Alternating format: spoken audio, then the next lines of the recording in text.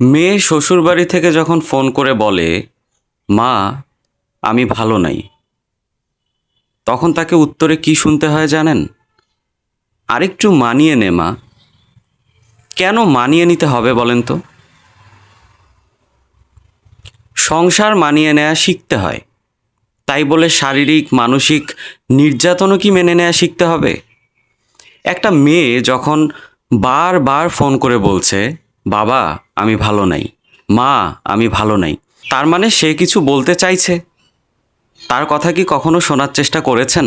না, শুধু তাকে বলা হয় একটু চেষ্টা করো আর একটু মানিয়ে নাও, এমনটা হয়।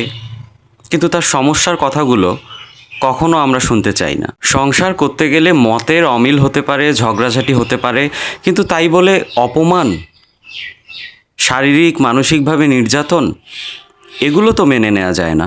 মেয়েকে বিয়ে দিয়ে দিলেই কি বাবা মার সব দায়িত্ব শেষ হয়ে যায়? যায় না। মেয়ের জীবনে নতুন একটা অধ্যায়ের সূচনা হয়, তখন বাবা মার দায়িত্ব আরও বেড়ে যায়। আমিও একজন মেয়ের বাবা, অনেক যত্ন করে বুকের সবটা ভালোবাসা দিয়ে মেয়েটাকে বড় করছি। সেই মেয়ে যদি আমাকে ফোন করে বলে যে বাবা আমি ভালো নাই, আমাকে শারীরিক মানসিকভাবে নির্যাতন করা হয়, তাহলে আমি অন্তত বলবো না যে আরেকটু মানিয়ে নে। আমি ওই বাড়িতে আমার মেয়েকে এক মুহূর্ত থাকতে দেব না। এই সমাজের মানুষ মেয়েদেরকে শুধু প্রোডাক্টের মতো বানিয়ে ফেলেছে। মানে বিয়ে ছাড়া একটা মেয়ের জীবনে আর কিছুই নাই। প্রত্যেকের জীবন সুন্দর এবং প্রত্যেকের অধিকার আছে তার নিজের মতো করে বাঁচার। মেয়েকে শুধু সংসার করা শেখাবেন না, তাকে নিজের মতো করে বাঁচতে শেখান, তাকে কথা বলতে শেখান, তার প্রতি যদি কোনো অন্যায় অবিচার হয় সেটা শেয়ার করতে শেখান। বাবা মা হিসেবেও কিন্তু আপনার দায়িত্ব শেষ হয়ে যায় না। মেয়েকে বিয়ে দিয়েছেন, মেয়ে বড় হয়ে গেছে, সেই ছোট্ট মেয়েটা বড় হয়ে গেছে জন্যে কি আর ওকে ভালোবাসেন না? ওর বড় হয়ে যাওয়াটা কি ওর অপরাধ হয়ে গেল?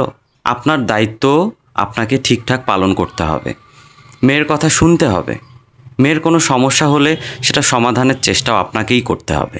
অন্যরা কি বলবে শুধু এই কথা চিন্তা করে জীবনগুলো নষ্ট হতে দেবেন না। ভালো থাকবেন, দেখা হবে পরবর্তী কোনো ভিডিওতে।